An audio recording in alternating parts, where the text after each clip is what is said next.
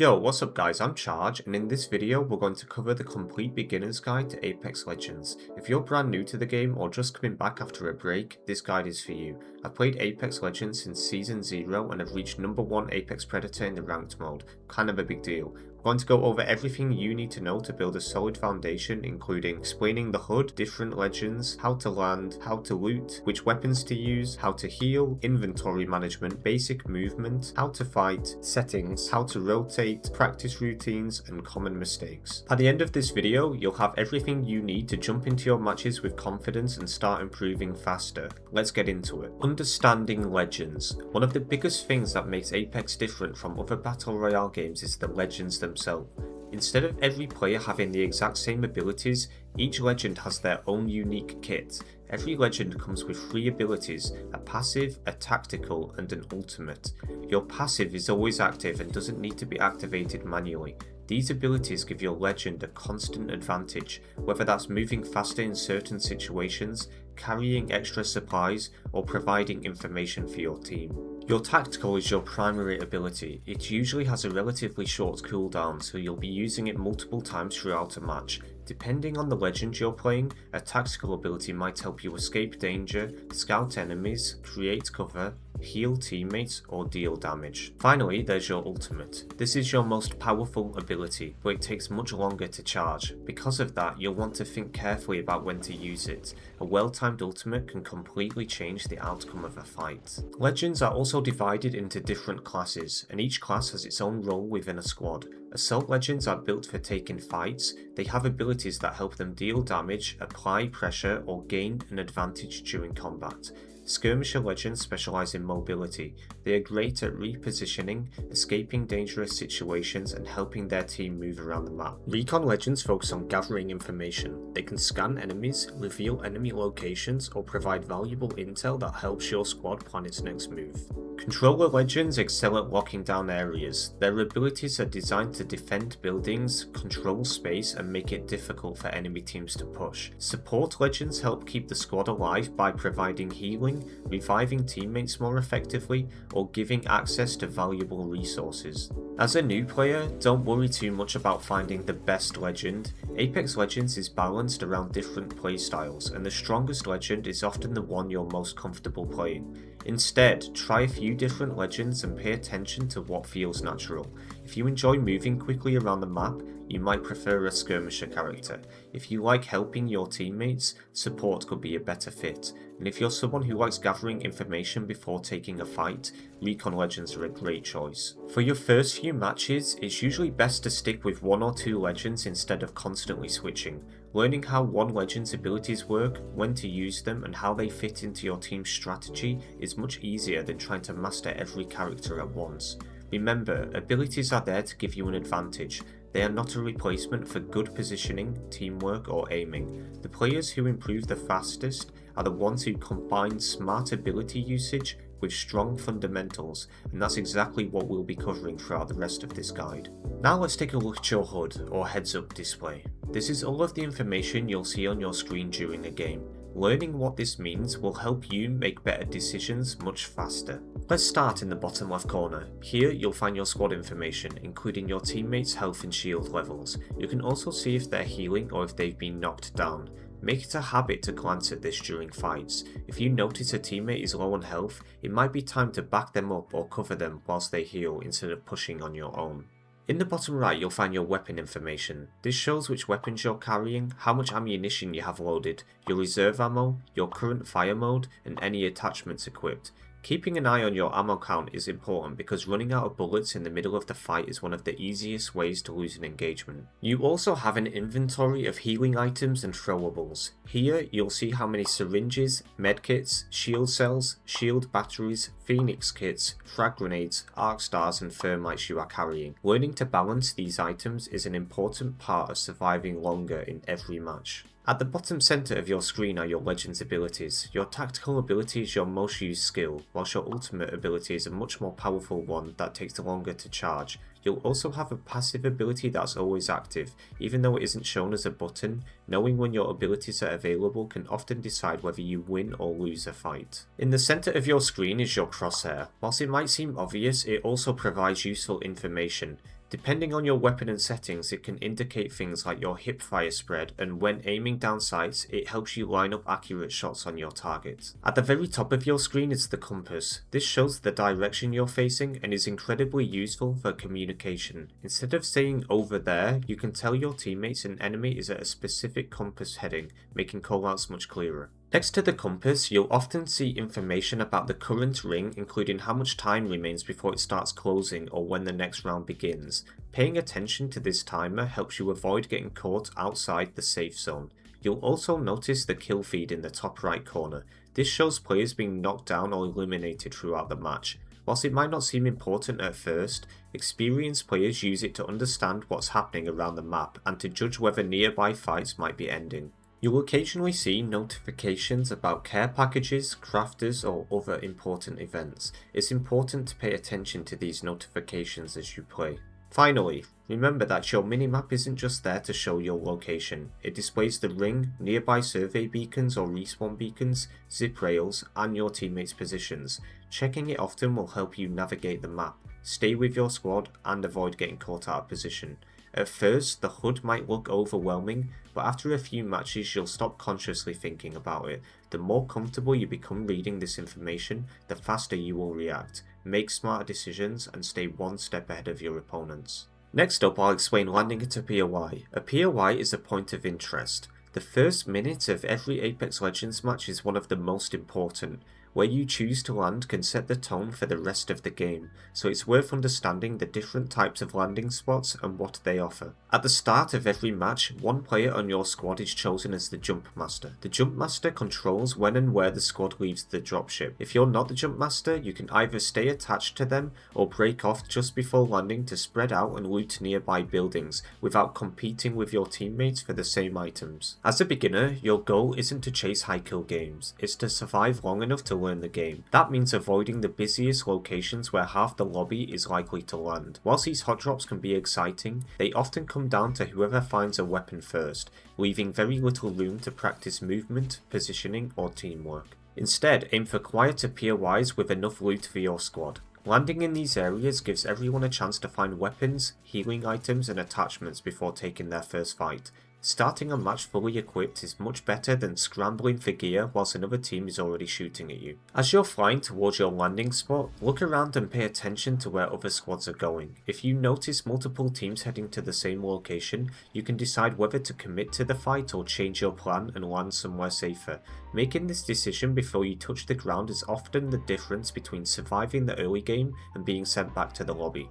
A small tip from me is to keep your landing speed above 130. You never want it to go lower than that, so you just dip down and then come back up to increase the speed when needed. Once you land, loot quickly and efficiently. Prioritize finding any weapon first, even if it's not your favourite one. A basic weapon is always better than no weapon at all. After that, look for ammo, healing items, and attachments. Don't spend several minutes searching every room for the perfect loadout. Grab what you need, regroup with your team, and be ready for the first fight. It's also important not to directly land on top of your teammates. If everyone loots the same building, you're going to end up competing for the same gear and slowing each other down. Instead, spread out across nearby buildings while staying close enough to help if another squad attacks. As the early game settles down, listen carefully for gunfire. Nearby fights can present an opportunity to move in and challenge weakened teams, but don't rush in blindly. Make sure your squad is together, you've finished looting, and you're prepared to take the fight. One of the biggest mistakes new players make is staying in their landing area for too long. Once you've gathered the essentials, it's time to rotate towards the next safe zone, or look for your next objective. Standing around searching for the perfect attachment usually means another squad is already on the move and may catch you by surprise. Inventory management is another skill that new players often overlook. It's tempting to pick up everything you see, but carrying too much of one item usually means you are missing something more important. Try to keep a balanced inventory with enough ammo, healing items, and a few grenades. If your backpack is full, ask yourself whether every item you're carrying is actually helping you survive your next fight. You'll also come across death boxes after players have been eliminated. These are one of the fastest ways to upgrade your gear. Instead of spending several minutes searching empty buildings, you can quickly replace your armor, refill your ammunition, grab better attachments, and get back into the fight. Just be careful, death boxes often attract nearby squads, so lead them quickly and stay aware of your surroundings. One of the most valuable techniques you'll learn is shield swapping. If you just want to fight and your armor is badly damaged, opening a nearby death box and equipping a fresh armor can instantly restore your shields. This is much faster than using healing items and can save your life if another team pushes you before you've had the chance to heal.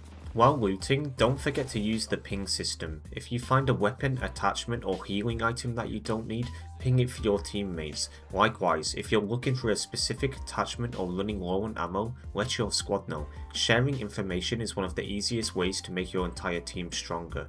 Also, if you notice this symbol on the top right when looking at an attachment, that means your teammate currently needs this attachment. Just a heads up. Finally, don't spend the entire match looting. This is probably the most common mistake beginners make. Good players don't necessarily have perfect loot, they make the best of what they have, so learn to loot quick and be efficient. With your inventory sorted, it's time to talk about the most important part of any fight, your weapons. Apex Legends has a wide variety of guns, and while they all have different strengths and weaknesses, they fall into a few main categories. Understanding what each category is designed for will help you choose your weapons that suit your playstyle instead of just picking up whatever looks good. I recently made a tier list for different weapons and how good they are currently in Apex. Be sure to subscribe to my channel and check that video out after you finish watching this one. Let's start with assault rifles. These are some of the most versatile weapons in the game. They perform well at close, medium and even longer ranges, making them a great choice for almost any situation. If you're new to Apex, assault rifles are often the safest option because they are reliable and easy to learn. Next are submachine guns or SMGs. These weapons have an extremely fast fire rate and excel in close range fights. They are perfect for pushing buildings or finishing off enemies quickly, but their effectiveness drops off at longer ranges due to recoil and damage fall off. Next are LMGs, or light machine guns. They are built around large magazines. They let you fire for much longer before needing to reload, which can be very forgiving for beginners. The downside is that they are generally heavier, slower to handle and can be harder to control than other weapon types. Shotguns are devastating up close. A well-placed shot can deal massive damage, making them one of the strongest weapons for fighting inside buildings or tight spaces. However, they become much less effective as their distance increases, so positioning is key when using them. If you prefer fighting enemies from far away, you'll come across marksman rifles and sniper rifles. Marksman rifles are designed for medium to long range combat and reward accurate shots while still allowing you to stay mobile. Sniper rifles specialize in long range engagements, dealing heavy damage from a distance but requiring good aim and patience. No matter which weapons you choose, it's usually a good idea to carry two guns that complement each other. For example, pairing an assault rifle with an SMG gives you a strong option for both medium range and close range fights. You generally want to avoid carrying two weapons that fill the exact same role unless you have a specific strategy in mind. As a beginner, don't worry about chasing the best weapon in the game. Weapon balance changes over time, and what's considered the strongest today may not be the strongest next season. Instead, focus on finding weapons that feel comfortable to use. The more familiar you feel with a weapon's recoil, reload speed and effective range, the more consistent you're going to feel in the fights. It's also important to understand recoil. Every weapon has its own recoil pattern, causing your aim to move as you fire. Instead of holding the trigger and hoping for the best, practice controlling your recoil by gently pulling your aim in the opposite direction. Spending just a few minutes in the firing range practicing recoil control can make a noticeable difference in your accuracy. Another common mistake is fighting enemies outside your weapon's effective range. An SMG might dominate inside a building, but it's going to struggle against an assault rifle across an open field.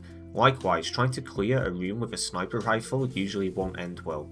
Knowing the strengths of your weapons helps you choose fights that work in your favour. Finally, don't become overly attached to one specific gun. Sometimes you're not going to find your favourite weapon until much later in the match. That's normal. Learning how to use a variety of weapons makes you a much more adaptable player. Now that you've got your weapons sorted, let's talk about staying alive. In Apex Legends, winning a fight isn't just about dealing damage, it's about recovering quickly so you're ready for the next one. Throughout every match, you'll come across several different healing items and each one has a specific purpose. Syringes restore your health, they're quick to use and perfect for recovering after you've taken damage to your health. Medkits also restore health, but they heal you all the way back to full. They take longer to use, so it's usually best to save them for when you've lost a significant amount of health. For your shields, you'll find shield cells and shield batteries. Shield cells restore a small amount of shield and are great for topping yourself up after taking minor damage. Shield batteries restore all of your shields, making them one of the most valuable healing items in the game. Whenever it's safe to do so, a shield battery is usually the fastest way to get back into a fight. You'll also occasionally find a Phoenix kit. This item fully restores both your health and shields at the same time, but it has the longest use time of any healing item. Because of that, you'll usually want to use it after a fight rather than during one, unless you're certain you have enough time to finish using it. Knowing when to heal is just as important as knowing what to heal with. One of the biggest mistakes new players make is trying to keep shooting whilst they are low on health. If your shields are broken, don't panic. Find cover, heal up, and rejoin the fight. A player with full shields has a much better chance of winning than someone who stays exposed with almost no health. Always remember that healing leaves you vulnerable. You can't shoot whilst using healing items, so make sure you're behind solid cover before starting the animation. Even a few extra seconds spent finding a safe spot can be the difference between surviving and getting knocked.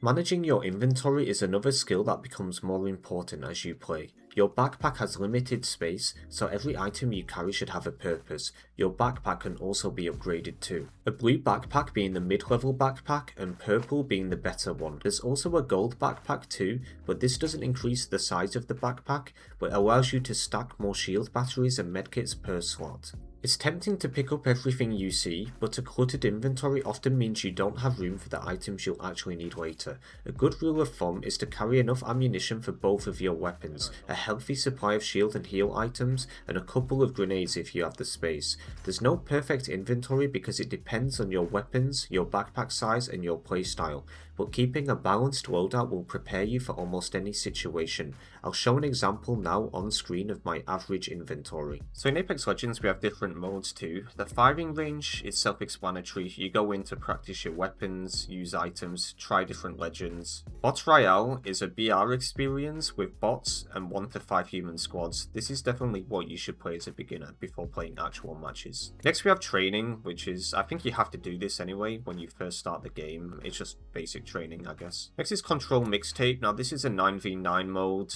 which is like domination in different games. It's fun to warm up, you can respawn. It's quite fun, quite mindless gameplay to be honest. It's worth mentioning as well that this mode changes over time, so as you can see in 6 minutes this is going to change to Gun Run, which is where if you kill somebody with a gun, it switches to the next gun. You have to get a kill with that and you have to get through every single gun to win the game. Next is Wildcard Trios. Now this is a battle royale where you can craft wildcards and upgrade weapons and your legends. It's very weird.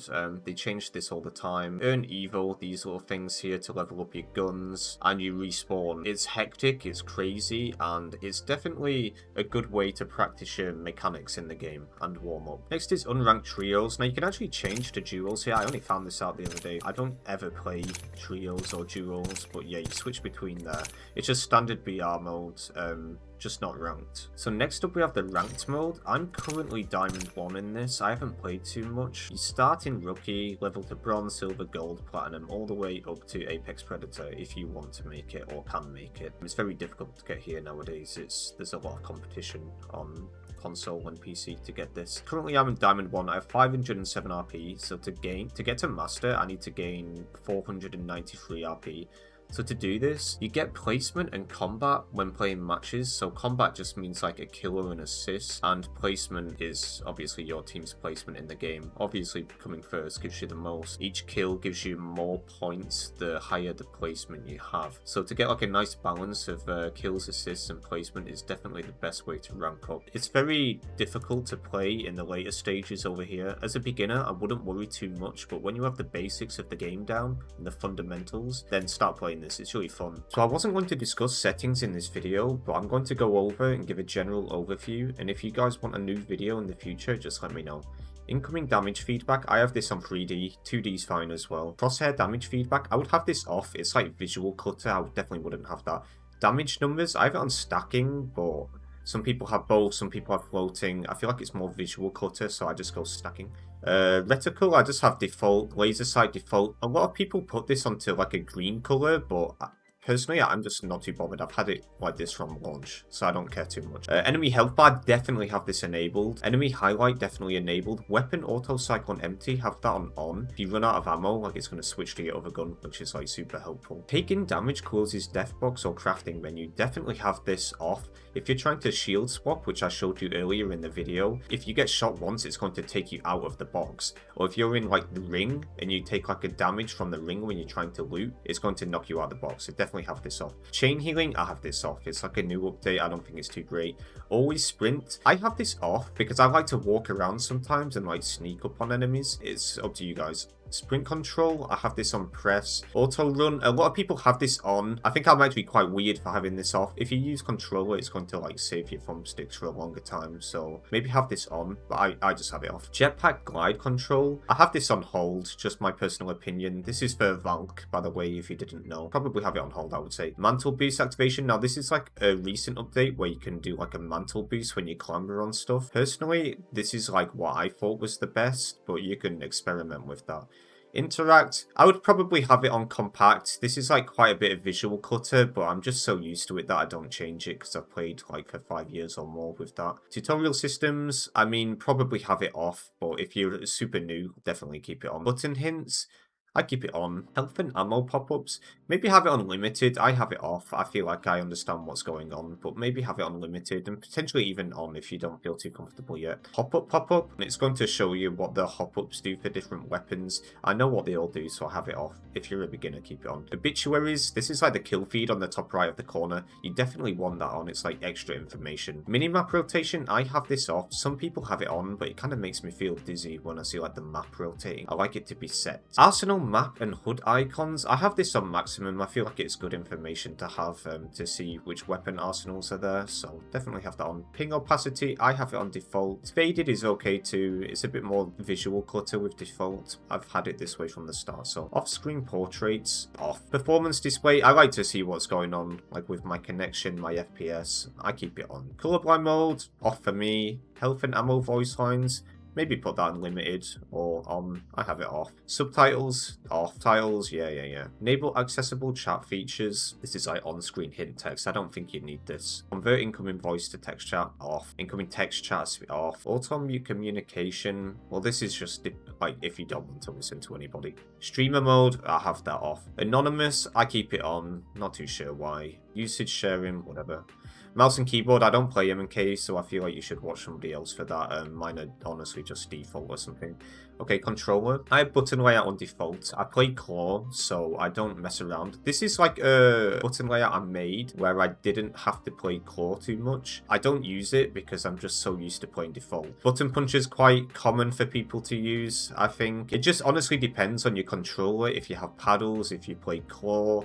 I'm fine on default just because I play claw. Interact reload button, I always tap to use and reload. I think that's super common. Crouch button, I have it on toggle. Aim button, hold, definitely. Survival button, keep that on. Vibration, you want to keep this off and get used to it. Adaptive triggers, if you use PS controller, keep this off. Trigger dead zones, have this on none. You don't want to have to press the trigger harder, like just, yeah, weird. Menu cursor speed, definitely have this in the middle. I see a lot of new players have it towards the beginning. You definitely don't want it to be that far down. You want to loot efficiently, but not too high, obviously. Definitely keep it in the middle. As for sensitivity, if you can get used to this at an early stage, this is definitely the best thing you can do. 4, 3, linear. Per optics, just have these off. Look dead zone, I have it on small because my stick drift on none is just ridiculous. It's way too much, so I keep this on small.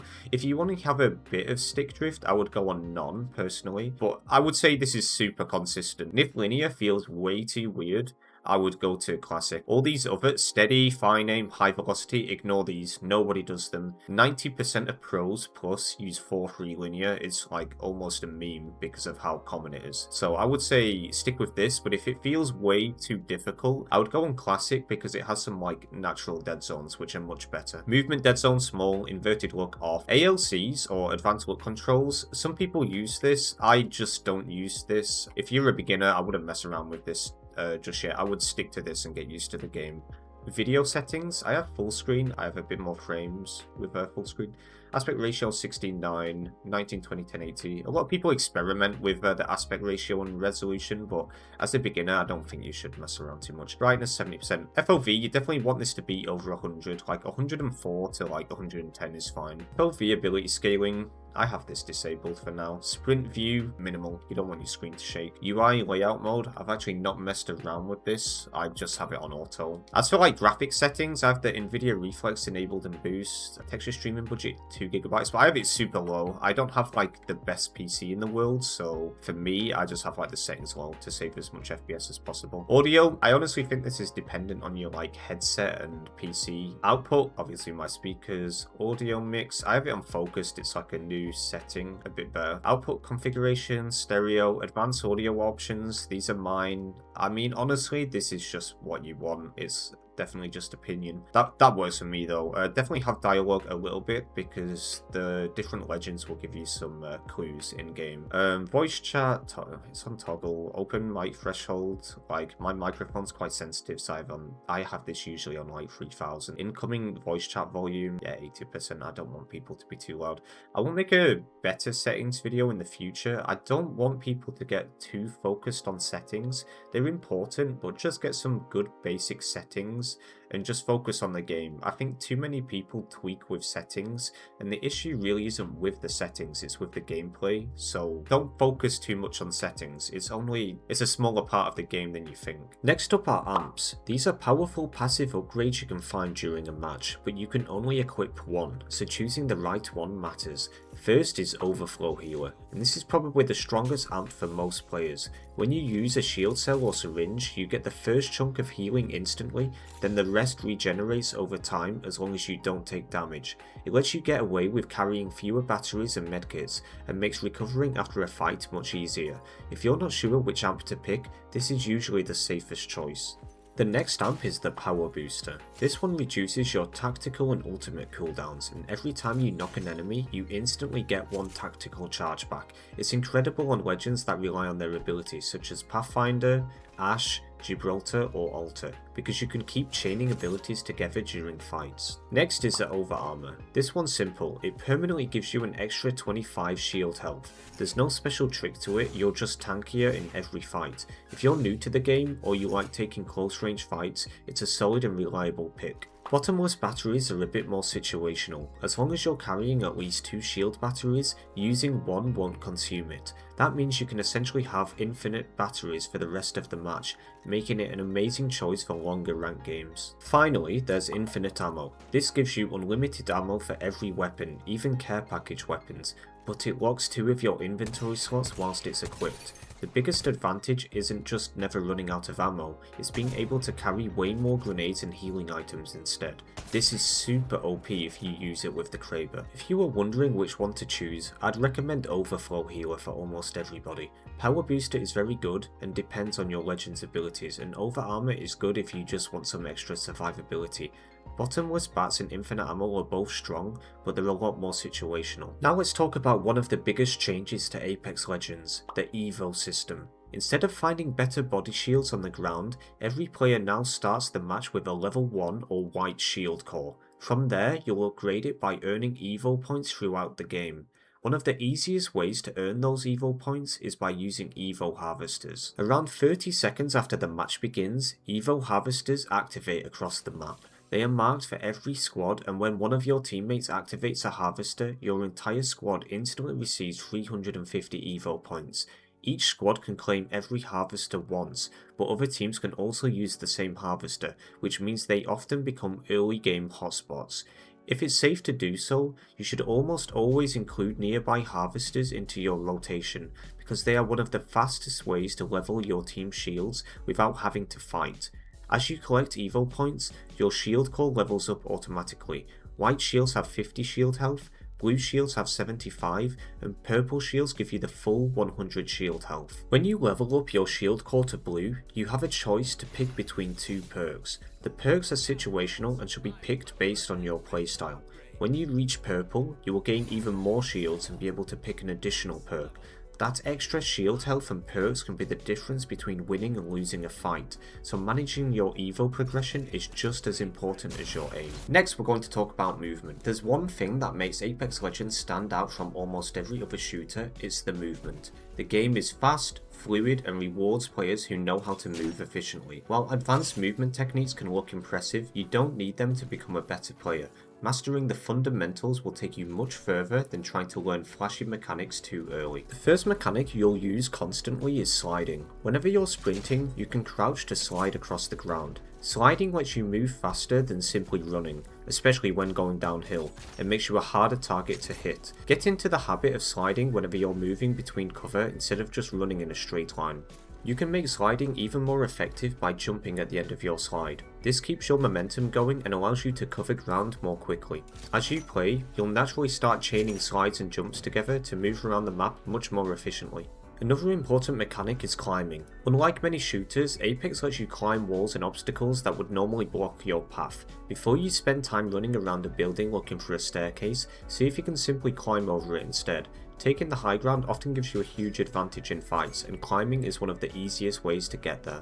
You'll also want to know that holstering your weapon makes you run faster. If you are rotating across the map and there's no immediate danger nearby, put your weapon away to cover more distance. Just be ready to pull it back out if you think a fight is going to happen. I'm also going to give you another secret tip, which is transferable to all shooting games: head glitches. This is when you stay behind cover and only expose your head to the enemy.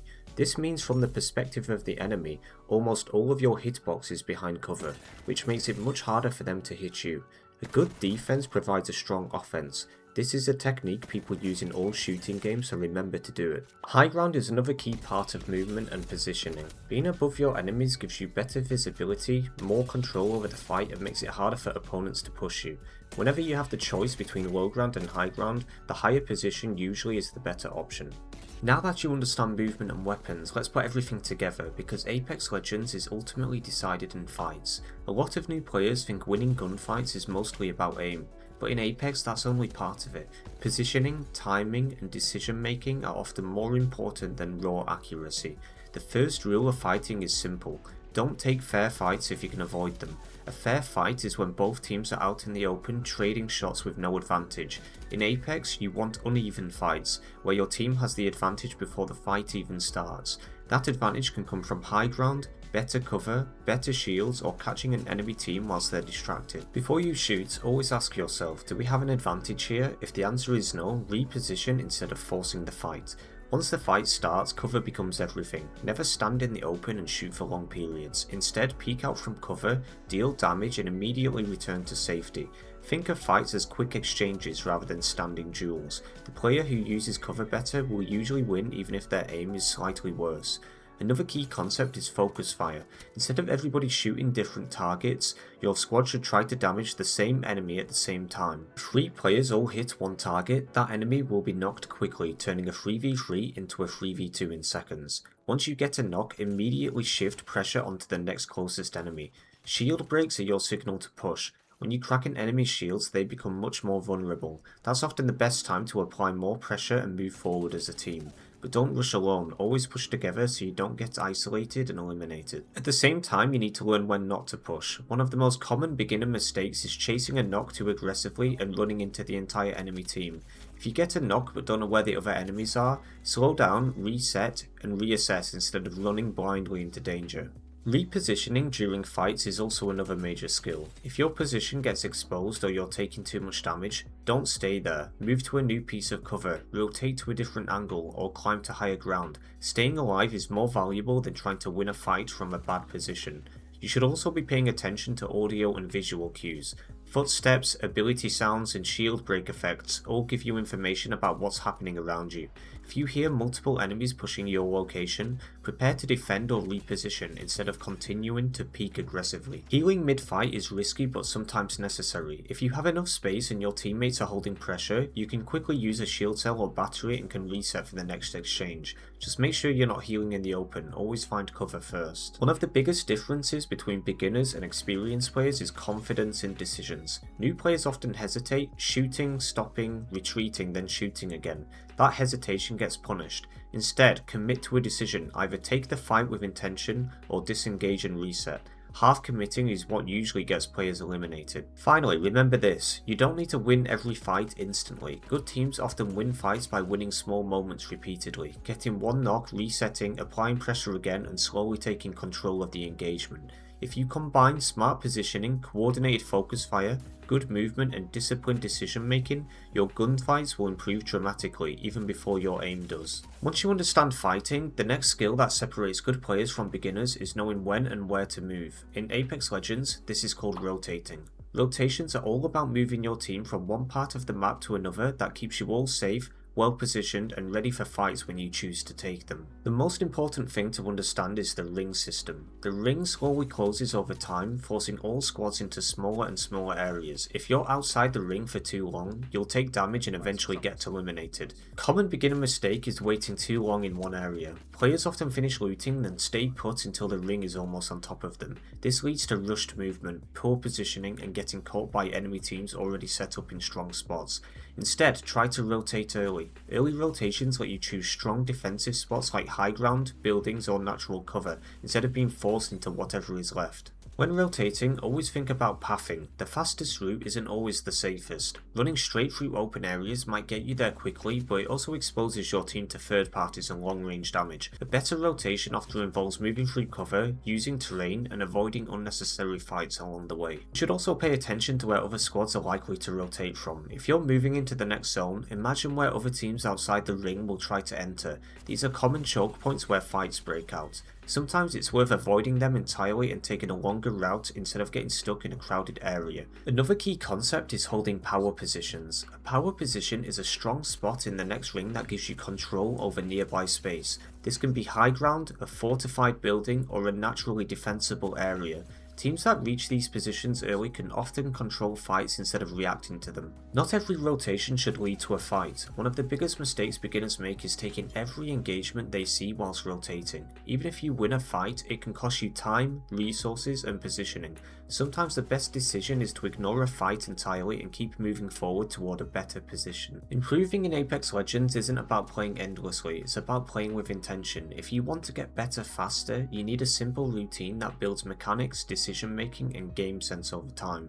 The first part of your practice should be in the firing range. Before jumping into matches, spend around 10 to 15 minutes warming up your aim. Focus on basic recoil control, tracking moving targets and quickly swapping between weapons. Next, jump into actual matches. You will learn more about the game by playing it every day. You will start to analyse subconsciously what's going on over time and improve naturally. After playing, one of the most underrated ways to improve is watching your own gameplay. Even just a few minutes of review can show mistakes you didn't notice in real time, like bad positioning, missed rotations or unnecessary fights. You don't need to analyse everything, just look for one or two things that you could have done differently. Alongside that, you should also spend time watching better players and streamers. This is one of the fastest ways to improve your game sense. Watch how experienced players move around the map, when they choose to fight, how they use cover and how they communicate with their team. Another important part of improvement is consistency. Playing a few focused matches every day is far more effective than grinding for hours whilst mentally checked out. Fatigue leads to bad habits and bad habits slow down progress. We're here to enjoy the game, not get too stressed out. Finally, remember that improvement in Apex Legends is gradual. You won't suddenly become a high-level player overnight. Instead, you'll notice small changes, surviving longer, winning more fights, and making better decisions under pressure. Those small improvements add up quickly over time. Well, that's my complete beginner's guide to Apex Legends for new players. If you enjoyed this, like and subscribe. Every sub bans a cheater. If you have any requests for a new video, just ask me in the comments. See ya.